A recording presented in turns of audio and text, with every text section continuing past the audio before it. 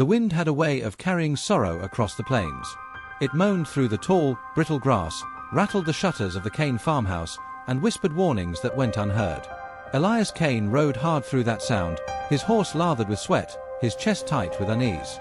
He had been gone 2 days tending to strays out on the far ridge, and every mile home now felt like a mile too long. He reached the crest overlooking his land just as the sun collapsed into a blood-colored horizon, and his gut turned cold. The front door of the house swayed open. The yard was scattered with broken things that should not have been broken. He dismounted before the horse had fully stopped, rifle in hand, and crossed the threshold. The scene inside was silent ruin. A chair overturned, crockery smashed, the window shattered inward. He crouched, fingers brushing a trail of dried blood that streaked across the floorboards. And there, on the jagged edge of the doorway, hung Clara's ribbon, crimson silk caught like a wounded bird. His sister, gone. Elias's throat tightened, but his eyes stayed hard. He had survived the war by burying grief under resolve, and that instinct rose again. The outlaws who came here had taken the only thing he loved in this world. They had made a mistake that would cost them everything. He wrapped the ribbon around his wrist, knotting it as a vow. Outside, the dirt bore their story. Deep boot prints led west, horses shod and heavy. He could read the land as a man reads scripture, and it told him the raiders were pushing fast into the wild unknown, toward canyons and wastelands where lawmen seldom dared. Elias thought briefly of riding into town for help, but the memory of Sheriff Dunn's weary face came back. The man carried a belly full of excuses and a spine as soft as butter. No, there would be no posse, no deputies. This was a fight Elias would carry alone. Still, he tried. He left his horse tethered and strode into the lamplight of the saloon, his boots dragging silence behind him. He asked for men willing to ride. They shook their heads or looked away. The sheriff himself sat nursing whiskey in the corner, mumbling something about hostile territory and best to pray for the girl. Elias fixed him with a stare that cut deeper than any blade. "Prayer won't bring her back," he said, voice steady, cold. A drunk at the bar gave a hollow chuckle. "That country eats men alive, Kane. You'll ride out there and the buzzards'll be circling before sundown." Elias picked up the man's glass, drank it empty in a single swallow, and set it down hard enough to crack. "Then I'll make sure it chokes on me first." He rode at dawn, armed with his father's old rifle, a revolver polished smooth by time, and little else. The land opened wide and merciless, stretching into shades of gold and rust. Hours turned to days. Dust settled in his beard, sun burned the back of his neck, and every night he thought he heard Clara's voice in the wind. The first danger came sudden. 2 riders burst from behind a dry arroyo, guns drawn. Their laughter was wild, teeth flashing like wolves. Elias spurred his horse into cover and returned fire. The fight was over quick. One outlaw tumbled screaming into the dust, the other slumped silent in his saddle before falling heavy to the ground. Elias reloaded with hands steady as stone. Killing had never left him, not since the war. Yet the weight of it pressed heavier now. He whispered Clara's name as if to remind himself why blood was spilling again. The desert tested him next. His canteen ran dry. He found a muddy pool thick with flies and drank until bile rose in his throat. Hours later he staggered from his horse, retching into the sand. Still, he forced himself onward, step by step, until night cloaked the land and the stars spread cold fire overhead. By his campfire he unknotted the ribbon, touched it to his lips, and closed his eyes. He remembered Clara as a child, chasing fireflies barefoot across the meadow. Her laughter had been the only light after war's darkness. That memory kept him alive through the night. By morning the trail grew sharper. He found a scrap of fabric snagged on a cactus, blue cotton from the dress Clara had worn. His chest surged with relief. She was alive. The thought was a knife and a balm at once, driving him harder westward. Coyotes trailed him, their cries echoing in the distance, but he paid them no mind. Only Clara's image filled his sight. On the 4th evening he crested a ridge and froze. Below, in a clearing blackened by fire, lay the wreck of a wagon camp. Charred beams jutted upward like broken ribs. Bodies lay scattered, some burned, some shot. The air was thick with the stink of smoke and rot. Elias dropped from his horse and moved among the dead, eyes searching with desperate fury.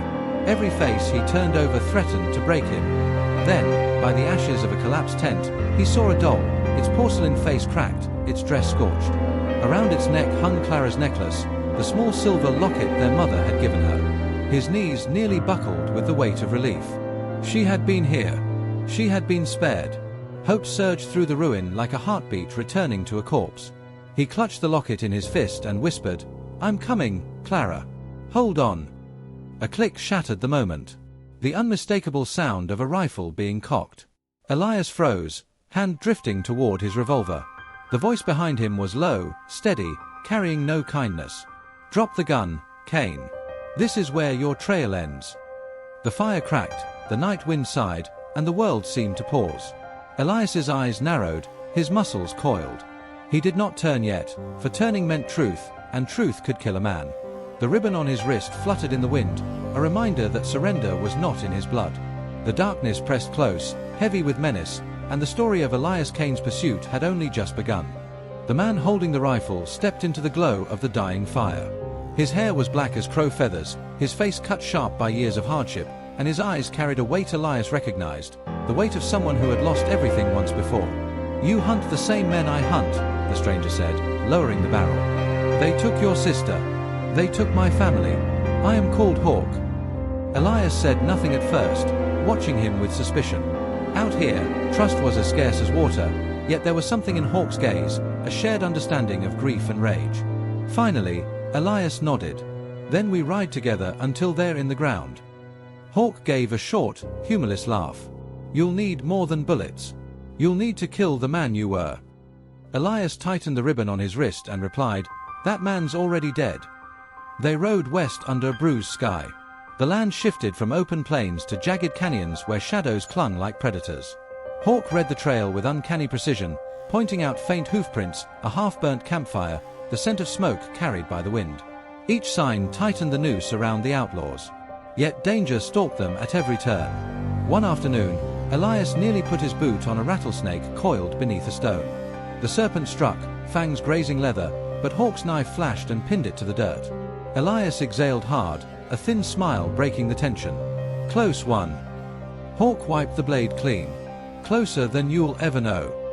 Moments like these stitched them together, not with trust, but with necessity. As dusk fell, gunfire erupted from the ridge above. Bandits poured lead down the slope, laughing like demons. Elias and Hawk dove behind rocks, bullets sparking stone into dust. Elias fired quick and precise, his shots echoing through the canyon. One outlaw tumbled from his horse, another spun back with a cry, and the survivors scattered into the distance. The silence that followed was broken only by Elias's steady breathing. He lowered his rifle, staring at his hands. Once, he had hesitated before taking life. Now his trigger finger moved without thought. "Every step I take," he muttered, "I lose a piece of myself." Hawk, still crouched beside him, answered flatly, "Better to lose pieces than to lose her." They pressed on. Nights grew colder, days hotter, and food scarcer. At the river crossing, Elias drank deeply, letting the coolness wash away grit and fatigue. His reflection stared back at him, hollow-eyed, beard thick, a man both familiar and estranged. Clara's face rose in his mind, smiling faintly, and for the first time he felt fear. Fear that by the time he reached her, he would be too changed for her to recognize. On the fifth night, they found the camp. Hidden deep in a canyon, fires flickered against the walls, casting the silhouettes of armed men. Elias counted 6 guards, and in the center, tied to a post, was Clara. Even from a distance, her shape was unmistakable. Relief surged hot through his chest, but with it came fury. The leader stood near her, Jeb Crow, broad-shouldered, his voice carrying as he barked orders. Elias's heart clenched. He knew that voice. He had marched beside Crow in the war, shared rations and gunpowder smoke. Now the man was a raider, selling lives for coin. Hawk's hand gripped his shoulder. "We strike when their fires burn low." Elias nodded, eyes locked on Clara. Hours passed like years until the flames dwindled. Then, silent as shadows, they descended. The first shots came sudden, brutal. Elias dropped one guard with a single round to the chest, Hawk another with his knife. Chaos rippled through the camp. Torches flared, men shouted, guns roared. Elias moved fast, each shot deliberate, driven by rage and love. One outlaw lunged with a blade. Elias smashed him back with a rifle stock, fired point blank, and kept moving. Hawk staggered with a wound in his shoulder yet fought on, teeth bared against the pain. Through smoke and screaming, Elias reached the post. Clara's eyes widened, shimmering with tears. "Elias," she gasped, voice hoarse. He cut her bonds, heart pounding with relief, but before he could lead her away, Jeb Crow stepped from the shadows, revolver raised. "Never thought I'd see you again, Cain," Crow drawled. But then, war always did leave loose ends. His grin was cruel, his gun steady. Elias raised his own weapon, every muscle coiled. "You should have stayed buried with the rest of them," Elias said. Crow laughed, harsh and hollow. "Your sister's worth more dead than alive. Men'll pay good to watch hope snuffed out." He pressed the barrel toward Clara. Time slowed.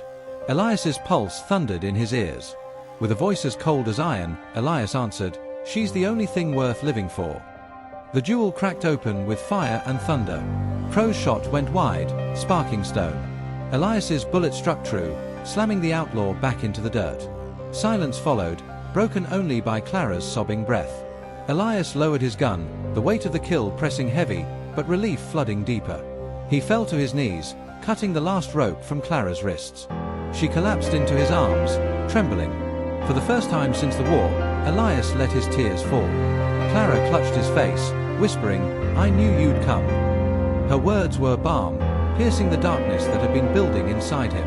Dawn bled slowly into the canyon, painting the cliffs in shades of gold. Hawk limped toward them, blooded but alive. Elias helped him onto a horse, then lifted Clara onto his own. They rode out together, leaving the smoldering camp behind, the ribbon still tied around Elias's wrist fluttering in the morning breeze. The journey home stretched before them, uncertain and perilous still, but the bond between brother and sister burned brighter than any shadow. And as the trail curved into the horizon, Elias carried more than his sister. He carried the truth that even in the wild unknown, love could carve a path back to life.